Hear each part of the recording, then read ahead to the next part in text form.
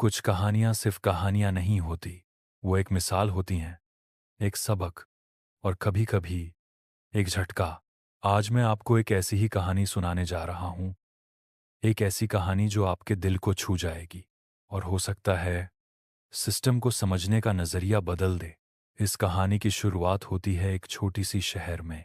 नाम छोड़िए, क्योंकि शहर छोटा हो या बड़ा, बेहुबानी का दर्द हर जगह एक सा होता है। इस शहर की डिस्ट्रिक्ट मजिस्ट्रेट थी अनन्या वर्मा, एक कड़क अफसर, पर दिल से एक समझदार और इंसानियत से भरी हुई औरत। 38 साल की उम्र में इतनी शांति और गुस्सा दोनों एक साथ संभालने वाली औरत कम ही मिलती है। एक दिन मॉर्निंग में उनके ऑफिस में एक फाइल आई। सरकारी अस्पताल के खिलाफ एक और शिकायत। डॉक्टर लोग पेशेंट्स से बदतमीजी करते हैं, कोई सुनता नहीं। टेस्ट के लिए पैसे मांगते हैं, छोटी बीमारी को इग्नोर करते हैं। डीएम मैडम ने फाइल बंद की और एक गहरी सांस ली। यह पहली बार नहीं था। पिछले 4 महीने से ये शिकायतें बार बार आ रही थीं। उन्होंने अपने पीए से कहा, इंस्पेक्टर से बोलो कि कंप्लेन रिपोर्ट भेजे, और हाँ, अगली बार मैं खुद देखूंगी। लेकिन कुछ ही पल बाद उनके मन में एक सोच आई, अगर मैं वहां अपनी पहचान के साथ जाऊंगी तो सच कभी सामने नहीं आएगा। सिस्टम का असली चेहरा तो तभी दिखेगा जब मैं भी उस भीड़ का हिस्सा बन जाऊं जिनकी आवाज कोई नहीं सुनता। उसी दिन शाम को उन्होंने एक प्लान बनाया। अगली सुबह बिना सिक्योरिटी के, बिना किसी को बताए, डीएम मैडम ने भेष बदला। कपड़ों में मिट्टी, छोटी सी पुरानी फाइल, दुपट्टा थोड़ा सा लहराता हुआ, एक आम सी औरत जो लगता था किसी बस्ती से आई हो, चेहरे पर बेचैनी, जैसे सच में बीमार हो। उन्होंने खुद को मिरर में देखा और मुस्करा के कहा, अब देखती हूं असली इलाज मिलता है या सिर्फ दिखावा। वो निकल पड़ी, बिना कार के एक ऑटो लिया और सीधा उसी सरकारी अस्पताल गई जिसके खिलाफ कंप्लेंट्स आ रही थीं। सुबह 10 बजे अस्पताल के गेट पर पहुंच गई। लाइन लंबी थी, किसी का सिर दर्द, किसी का बच्चा बुखार में, कोई माँ अपनी बेटी को लेकर आई थी। कई लोग तो छत के नीचे खड़े होने के लिए जगह ढूंढ रहे थे। मैडम ने भी एक कोने में बैठने की जगह ढूंढी। एक वार्ड बॉय चिल्ला रहा था, टोकन नंबर 45 चल यार, आगे बढ़। अनन्या जी ने अपना टोकन देखा, 62। उन्होंने एक औरत से पूछा, ये नंबर जल्दी आता है क्या? उसने कहा, मैडम ये सरकारी अस्पताल है, यहाँ वक्त से ज्यादा किस्मत चलता है। मैडम हल्का सा मुस्कराई। वक्त बीता, उनका नंबर आया। वो ओपीडी रूम में गई। वहां एक डॉक्टर बैठे थे, पहले से ही फोन पर बिजी। मैडम ने खुद को थोड़ा झुकाकर बोला, सर बुखार 2 दिन से है, थकान भी है, शायद टेस्ट की जरूरत है। डॉक्टर ने उनकी तरफ देखा भी नहीं, सिर्फ हाथ से इशारा किया, फाइल रखो, वहां बैठो, नाम लिखो, टेस्ट के लिए ब्लड ले लो। उन्होंने कहा, सर, पर पहले चेक तो कीजिए ना। डॉक्टर ने गुस्से से फोन रखा और बोला, तुम लोगों को लगता है हर रोज हम सिर्फ यही करते रहेंगे? ब्लड टेस्ट करवा लो, वरना जाओ प्राइवेट में। मैडम स्तब्ध थीं, लेकिन वो चुप रहीं। वो नेक्स्ट रूम में गईं। Blood test. वहां टेक्नीशियन ने कहा, पैसे दिए, 150 रुपए लगेंगे। मैडम ने कहा, सरकारी अस्पताल में टेस्ट फ्री नहीं है। वो बोला, फॉर्मेलिटी है मैडम, नहीं दोगे तो 3 दिन बाद डेट मिलेगी। मैडम ने कहा, पर मैं तो अभी बीमार हूं। वो टेक्नीशियन हंस के बोला, तो क्या मैं डॉक्टर हूं? जाइए कंप्लेंट लिखवा लीजिए। उन्होंने सब कुछ कामली ऑब्जर्व किया। रिकॉर्डिंग्स छुपी पॉकेट कैमरा से हो रही थी, पर उस वक्त उनका दिल दुख रहा था। यह वही अस्पताल था जिसके लिए फंडिंग अप्रूव की गई थी। नए बेड्स, डॉक्टर्स, और आज यहां इंसानियत तक नहीं थी। तभी एक नर्स ने उन्हें देखा और बोला, आप जैसे लोग एक्टिंग करते हैं मैडम बन के। लाइन तोड़ के घुस गए। अनन्या ने अब और नहीं सहा। वो वापस ओपीडी में गई। डॉक्टर फिर से फोन पर था। उन्होंने कामली कहा, मुझे आपसे बात करनी है। डॉक्टर ने कहा, ज्यादा मत बोल, सिक्योरिटी बुलाऊंगा। वो मुस्कुराई और बैग से एक कार्ड निकाला। District magistrate Ananya Verma. पूरा रूम एकदम साइलेंट। डॉक्टर का फोन हाथ से गिर गया। वार्ड बॉय भाग गया। अनन्या ने गुस्से से कहा, अब बोलो, कंप्लेंट लिखवाऊं या सस्पेंशन डायरेक्ट कर दूं? ये सब जो तुम लोग कर रहे हो क्या इसीलिए सरकारी नौकरी मिली थी? डॉक्टर ने हाथ जोड़ लिया। मैडम, माफ़ी चाहते हैं, हम नहीं पहचान पाए। उन्होंने कहा, तुम्हारा काम पहचानना नहीं, इलाज करना है। जो मैं हूं उससे फर्क नहीं पड़ता। जो ये लाइन में खड़े हैं वो भी इंसान हैं। इनका टाइम, इनका दर्द, सब कुछ असली है। उस पल पूरा अस्पताल थमा हुआ था, जैसे वक्त रुक गया हो। जो लोग अब तक अनन्या मैडम को एक आम पेशेंट समझ रहे थे, उनका चेहरा पीला पड़ गया था। डॉक्टर की आंखों में डर था। वो वही आदमी था जो कुछ देर पहले गुस्से से बोल रहा था, एक्टिंग मत कर वरना सिक्योरिटी बुला लूंगा। और अब वही आदमी हाथ जोड़कर अनन्या जी के सामने माफी मांग रहा था। मैडम, गलती हो गई। आप जैसे बड़े ऑफिसर को पहचान नहीं पाए। लेकिन अनन्या जी की आंखों में गुस्सा नहीं, दर्द था। वो दर्द जो उन सब लोगों के लिए था जो रोज यहां आते हैं और बिना आवाज के अपने साथ हो रहे जुल्म को सहते हैं। उन्होंने एक डीप सांस ली और डॉक्टर की आंखों में देखते हुए कहा, मैं यहां अपना इलाज करवाने नहीं आई थी। मैं यहां तुम लोगों का इलाज करने आई थी।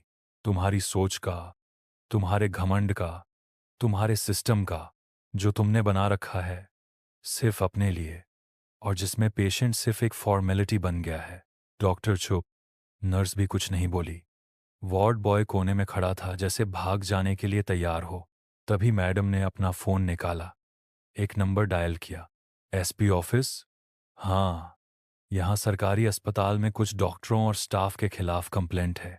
मैं अनन्या बोल रही हूँ। डीएम, एक ऑफिशियल एफआईआर फाइल करवाना है। हाँ, मैं अभी यही हूँ। ये सुनकर तो डॉक्टर की हालत और खराब हो गई। मैडम, एक चांस दीजिए, गलती सुधार लेंगे। सस्पेंशन हो गया तो बच्चों का क्या होगा? अनन्या ने उसके हाथ से फाइल ली, पढ़ते हुए बोली, तुमने कितने पेशेंट्स को ऐसे रिजेक्ट किया होगा? उनमें से किसी का बच्चा नहीं था क्या? पूरा स्टाफ शॉक में था। बाहर लाइन में खड़े लोग भी ये सब सुन रहे थे। एक बुजुर्ग ने बोला, बेटी, आज तूने हम सबका सिर ऊंचा कर दिया। मैडम ने उनकी तरफ देखा, आंखों में आंसू आ गए। अनन्या के दिमाग में अब एक और सोच चल रही थी। वो सिर्फ एफआईआर करा के वहां से निकल भी सकती थी, पर वो ये नहीं चाहती थी। वो चाहती थी कि सिस्टम सिर्फ सजा से न सुधरे, बल्कि एक मिसाल बन के बदले। उन्होंने स्टाफ को बुलाया। मैं छुप छुप के नहीं, अब खुले आम इंस्पेक्शन करूंगी। तुम सबको मौका मिलेगा सुधरने का, पर इस बार जो फेल हुआ उसके लिए जगह नहीं होगी। स्टाफ ने हाँ में सिर हिलाया। फ्लैशबैक, क्यों इतनी स्ट्रांग थी डीएम मैडम? अब कहानी एक कदम और गहराई में जाती है। आप सोच रहे होंगे, इतना सब करने के लिए इतनी हिम्मत कहाँ से आई अनन्या जी में? तो सुनो, ये सब ऐसे ही नहीं हुआ था। कुछ साल पहले अनन्या खुद एक पेशेंट बन चुकी थी। जब उनका ट्रांसफ़र एक ट्राइबल एरिया में हुआ था, तब उन्हें एक बार भयानक फूड पॉइजनिंग हो गई थी। रात के 2 बजे सिर्फ एक एम्बुलेंस थी और एक सरकारी अस्पताल। वो अस्पताल ऐसा था जहां बेड से ज्यादा चूहे थे। डॉक्टर ने कहा, इंजेक्शन लाई हो? नहीं? तो जाओ मेडिकल से खरीद के लाओ। तब उनका बीपी इतना लो हो गया था कि वो बेहोश हो गई थी। आंख खुली तो पता चला किसी वार्ड बॉय ने उनका पर्स चुरा लिया था। उस दिन अनन्या ने ठान लिया था, अगर जिंदगी ने दोबारा मौका दिया तो सिस्टम नहीं, सोच बदलूंगी। और आज वही मौका उनके सामने था। अस्पताल में सुधार की शुरुआत। अगले दिन से ही एक नया चैप्टर शुरू हुआ। अस्पताल में बायोमेट्रिक अटेंडेंस लग गई। सभी डॉक्टरों को पंक्चुअलिटी फॉर्म साइन करने के ऑर्डर्स आए। हर डिपार्टमेंट के बाहर एक नोटिस लगा दिया गया, हर पेशेंट को इज्जत मिलना उनका हक है। अगर कोई स्टाफ बदतमीजी करे तो सीधे कंप्लेंट बॉक्स में लिखें। और सबसे खास बात, अनन्या मैडम ने हर फ्राइडे 1 घंटा इस अस्पताल में स्पेंड करना शुरू किया, बिना किसी यूनिफॉर्म के। कभी एक पेशेंट के रूप में, कभी एक सिंपल विजिटर बन के। और सिस्टम धीरे धीरे बदलने लगा। कुछ डॉक्टर सुधरे, कुछ गए। हर कहानी में कुछ लोग सुधर जाते हैं, कुछ नहीं। एक जूनियर डॉक्टर ने अपने रिजिग्नेशन लेटर में लिखा, मैं डॉक्टर तो बन गया, पर इंसानियत खो चुका था। डीएम मैडम ने मुझे वो आईना दिखाया जिसमें मेरी रूह दिख गई। वहीं दूसरी तरफ एक वार्ड बॉय ने अनन्या मैडम के खिलाफ गंदी बात बोल दी थी। ये मैडम एक्टिंग करती है, शो ऑफ है। उसका ऑडियो रिकॉर्ड वायरल हो गया। मैडम ने एफआईआर नहीं की, उस वार्ड बॉय को बुलाया और बोली, तेरे घर छोटी बहन होगी ना, सोच अगर उसके साथ कोई ऐसे बात करता तो तू क्या करता। वो वार्ड बॉय रो पड़ा और अगले ही दिन वो हेल्प डेस्क का सबसे हेल्पफुल स्टाफ बन गया। डीएम मैडम का नाम गूंजने लगा, सोशल मीडिया पे स्टोरीज वायरल होने लगी। DM madam disguised as patient, real hero of our city. One woman changed the hospital culture. कई लोग उनके ऑफिस के बाहर पोस्टर लेकर आने लगे, मैडम जिंदाबाद, आप जैसी आईएएस हो तो हमारा भरोसा जीवित है। और उन सब के बीच अनन्या खुद वही सिंपल सी औरत थी जो सिर्फ अपना फर्ज निभा रही थी। कई बार एक छोटी सी शुरुआत एक बड़े तूफान का रास्ता बन जाती है, और अनन्या मैडम के किए गए कदम के बाद एक तूफान आने वाला था। लेकिन इस तूफान से पहले एक सच सामने आया जो अनन्या जी ने भी कभी नहीं सोचा था। अस्पताल का एक अंदर का सच। डॉक्टर एम के शर्मा अस्पताल में सब कुछ शांत था, पर अंदर ही अंदर कुछ लोग परेशान थे। कुछ स्टाफ ने सुधार लेना शुरू किया था, पर कुछ लोग सिस्टम के उस अंधेरे में ही छुप गए थे। एक नाम बार बार कंप्लेंट बॉक्स में लिखा जा रहा था, डॉक्टर एम के शर्मा, ऑर्थोपेडिक सर्जन। ये डॉक्टर टेस्ट के लिए प्राइवेट लैब भेजते हैं, एक्स रे के नाम पर 500 लेते हैं, कहते हैं फाइल में लिखवा देना पर कैश दो, इमरजेंसी के वक्त मिलते ही नहीं। जब 8 अलग अलग शिकायतें एक ही डॉक्टर के नाम पर आईं तो अनन्या जी ने खुद उनकी फाइल निकलवाई। डॉक्टर शर्मा का रिकॉर्ड स्पॉटलेस था, प्रमोशन, अवार्ड्स, क्लीन शीट। लेकिन मैडम ने कहा, रिकॉर्ड जितना साफ हो सच उतना ही छुपाया गया हो सकता है। इन्वेस्टिगेशन की शुरुआत। एक दिन अस्पताल के कंप्लेंट काउंटर पर एक बुजुर्ग आए, लाठी पकड़े, आंखों में दर्द। वो बोले, मैडम, डॉ शर्मा ने मेरे पैर का फ्रैक्चर बोला पर प्राइवेट क्लिनिक भेज दिया। बोले यहां तो कुछ मिलेगा ही नहीं। अनन्या ने पूछा, रिपोर्ट है आपके पास? उन्होंने एक क्रम्पल सी स्लिप निकाली, उस पर सिर्फ एक नाम था, हियरा diagnostic lab, refer by doctor Sharma. उस स्लिप ने गेम बदल दिया। वहीं से इन्वेस्टिगेशन शुरू हुआ। अनन्या मैडम ने सीक्रेटली एक टीम बनाई, अस्पताल के 4 डिपार्टमेंट्स में एक अंडरकवर इंस्पेक्शन करवाया, और जो सामने आया वो हैरान करने वाला था। प्राइवेट लैब, कमीशन और धोखा। डॉक्टर शर्मा ने एक प्राइवेट लैब के साथ टाई अप किया था। जो पेशेंट उनके पास आता उससे कहते, यहाँ का एक्स रे मशीन खराब है, सीटी स्कैन यहाँ नहीं होता, ब्लड टेस्ट में डिले होगा, और फिर उसे हीरा डायग्नोस्टिक लैब भेज देते। वहां से उन्हें मिलता था हर टेस्ट पर 20% कमीशन। यह कोई छोटी सी गलती नहीं थी, यह एक प्लान्ड लूट थी जो दर्द के नाम पर की जा रही थी। अनन्या मैडम ने सबूत इकट्ठे किए, वॉइस रिकॉर्डिंग्स, फेक रिपोर्ट्स और पेशेंट स्टेटमेंट्स। उन्होंने क्वाइटली डीएम ऑफिस में इंक्वायरी रिपोर्ट बनवाई। एक दिन अनन्या मैडम ने डॉक्टर शर्मा को अपने ऑफिस बुलाया। डॉक्टर शर्मा आया, कॉन्फिडेंट, ईगोइस्टिक। मैडम, आपने बुलाया? मैं एक सीनियर डॉक्टर हूं, होप कुछ ऑफिशियल मैटर है। अनन्या ने सीधा उसके सामने वो फाइल रखी, उस रिपोर्ट के साथ जिसमें उसके फ्रॉड्स का जिक्र था। डॉक्टर शर्मा, मुझे नहीं, उन पेशेंट्स को जवाब दो जिनके लिए दर्द एक बिजनेस बन गया था। वो घबरा गया। मैडम, ये सब झूठ है, कोई मुझे फांसाना चाहता है। अनन्या ने एक बटन दबाया और एक ऑडियो चला दिया, रिकॉर्डिंग। ये टेस्ट यहां मत करवाओ, हीरा लैब जाओ और मुझे भूलना मत कहना। डॉक्टर शर्मा का चेहरा सफेद पड़ गया। मैडम, मैं तुमने सिर्फ अस्पताल का नहीं, इस कुर्सी का भी अपमान किया है। मैं डीएम हूं और अब एफआईआर भी मैं ही लिखवाऊंगी। उसी शाम डॉक्टर शर्मा को अस्पताल के गेट से सस्पेंड कर दिया गया। एसपी ऑफिस में एफआईआर रजिस्टर हुई, IPC section 409, criminal breach of trust. Public को जब यह पता चला तो लोग सड़क पर आ गए, पोस्टर लेकर, डीएम मैडम जिंदाबाद। लूट के खिलाफ एक आवाज, अनन्या वर्मा। अस्पताल के बाहर एक नए बोर्ड लगाया गया, यहां कोई भी प्राइवेट रेफरल इलीगल है, अगर कोई डॉक्टर कहे तुरंत रिपोर्ट करें। उस रात अनन्या मैडम जब घर गईं तो थक गई थीं। उन्होंने अपने पर्स से एक पुरानी तस्वीर निकाली, अपनी मां की। उनकी माँ एक नर्स थीं, एक सरकारी अस्पताल में, जिंदगी भर ड्यूटी की, बिना कंप्लेंट्स के।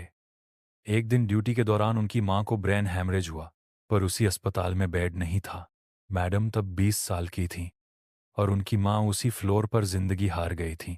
अनन्या ने तस्वीर को देखते हुए कहा, माँ, आज किसी और माँ को बेड न मिलने की वजह से मरने नहीं दूंगी। अनन्या मैडम ने एक नया इनिशिएटिव स्टार्ट किया, पेशेंट फर्स्ट पॉलिसी। हर डॉक्टर को महीने में 2 बार पब्लिक कंप्लेंट फोरम में रिपोर्ट करना होगा। हर पेशेंट का फीडबैक एक फॉर्म में लिया जाएगा और सबसे खास, हर कंप्लेंट पर 72 घंटे के अंदर एक्शन होगा। पूरे शहर में यह नई पॉलिसी एक मिसाल बन गई। जब कोई ऑफिसर शहर से जाता है तो ज्यादा कुछ नहीं बदलता, मगर जब कोई इंसानियत का वजह बन जाए तो उसके जाने के बाद भी उसकी खुशबू रह जाती है। डीएम अनन्या वर्मा के ट्रांसफर के बाद भी उस सरकारी अस्पताल में कुछ था जो बदल गया था, और उस बदलाव को कोई फाइल नहीं, दिल समझ सकता था। मैडम के जाने के बाद अस्पताल के स्टाफ ने एक खुद की मीटिंग बुलाई। किसी सुपीरियर ने नहीं कहा, किसी रिपोर्ट के लिए नहीं, सिर्फ एक वजह से, डीएम मैडम के लिए। डॉक्टर कविता, जो जूनियर डॉक्टर थीं, बोली, मैडम ने हमें सिर्फ डॉक्टर नहीं, दयालु इंसान बनना सिखाया। अब अगर हम वापस पुरानी आदतें लाएंगे तो ये सिर्फ उनका नहीं, अपना भी अपमान होगा। नर्स सुषमा ने एक नया नोटिस बोर्ड लगवाया, अनन्या माम्स प्रॉमिस, हर पेशेंट इज्जत के लायक है। और एक डायरी बनाई गई जिसमें हर हफ्ते स्टाफ लिखता, इस हफ्ते मैंने किस पेशेंट की बिना वजह मदद की। ये छोटी छोटी बातें एक रेवोल्यूशन का हिस्सा बन गई थीं। और मैडम उस शहर में ना होकर भी उस सिस्टम में बस चुकी थी। ओपीडी के एक कॉर्नर में एक हलाली कुर्सी थी। वो वही कुर्सी थी जहां एक दिन भेष बदलकर मैडम बैठी थी। वार्ड बॉय रमेश ने उस कुर्सी के पीछे एक बोर्ड लगाया, यहां कभी एक ऐसी औरत बैठी थी जिसने सिस्टम से सवाल किया था, और लोग उस कुर्सी को देखकर चुप हो जाते थे। एक इंस्पिरेशन, एक मिसाल और एक जिंदगी का सबक। एक दिन मीराबाद डीएम ऑफिस में मैडम के हाथ एक लेटर लगा। उस लिफाफे पर कुछ लिखा था, पीहू की माँ, आपकी बेटी। मैडम ने ध्यान से खोला और अंदर एक हैंडरिटन लेटर था। लफ्जों में आंसू थे, हर लाइन में दर्द और शुक्रिया। मैडम, जब मेरे घर में अंधेरा था, आप एक रोशनी बन के आई थी। जब डॉक्टर मुझे बोलते थे इलाज बाहर करवाओ, तब आपने एक ऐसी आवाज उठाई थी जो सिर्फ मुझे नहीं, हर माँ को मिला करती थी। आज मेरी पीहू स्कूल जा रही है। उसने लिखा, मुझे भी बड़ा होकर मैडम बनना है, पर पहले डॉक्टर बनूंगी, बिना पैसा लिए काम करने वाली। मैडम, अगर आपने उस दिन भेष नहीं बदला होता तो हम जैसे लोग कभी इंसान नहीं बन पाते। ये पत्र पढ़कर मैडम का दिल भर आया। उन्होंने तस्वीर में अपनी माँ को देखा और चुपके से बोला, माँ, मैंने कुछ तो सही किया ना। 2 महीने बाद डीएम ऑफिस में एक ऑफिशियल जूम कॉल था। अस्पताल स्टाफ का नया रिपोर्ट प्रेजेंटेशन। कॉल के लास्ट में एक छोटी बच्ची स्क्रीन पर आई, पीहू, बड़ी सी आंखों में चमक, छोटी सी मुस्कान। हेलो मैडम, मैं स्कूल जाती हूँ।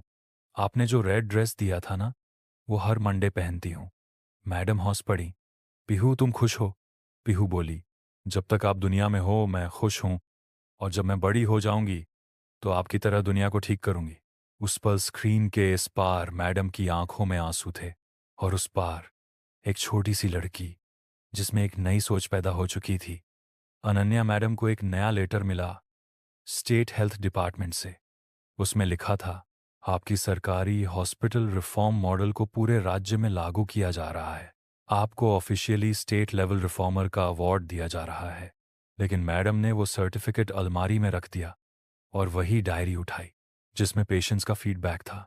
सर्टिफिकेट सिर्फ कागज होते हैं, लेकिन जब एक माँ अपने बच्चे के लिए दुआ करती है, वो मेरी जिंदगी का असली अवार्ड होता है। Narrator voice, soft fade out.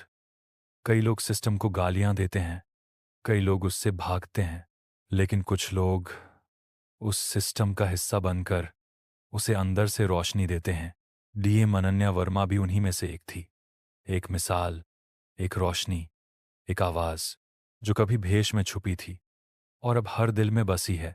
आपने ये कहानी सुनी, आप रोए, मुस्कराए, सोचा भी होगा, लेकिन अब मैं आपसे पूछता हूँ, अगर आप हॉस्पिटल जाएं और कोई पेशेंट पेन में हो, तो क्या आप उसके लिए आवाज़ उठाएंगे? क्या आप किसी सिस्टम को सिर्फ गाली देंगे या उसमें एक रोशनी बनने की कोशिश करेंगे? क्या आप भी एक अनन्या बनने की हिम्मत रखते हैं? अगर आप चाहते हैं कि हर शहर में एक अनन्या मैडम हो, हर हॉस्पिटल में इंसानियत जिंदा हो, हर अफसर सिर्फ फाइल नहीं, फर्ज भी समझे, तो इस कहानी को शेयर करो, कमेंट में लिखो, मैं भी एक मिसाल बनाना चाहता हूँ। और याद रखना, असली अफसर वो नहीं जो ऑफिस में बैठकर ऑर्डर दे, असली अफसर वो है जो भेष बदल कर दर्द महसूस करे।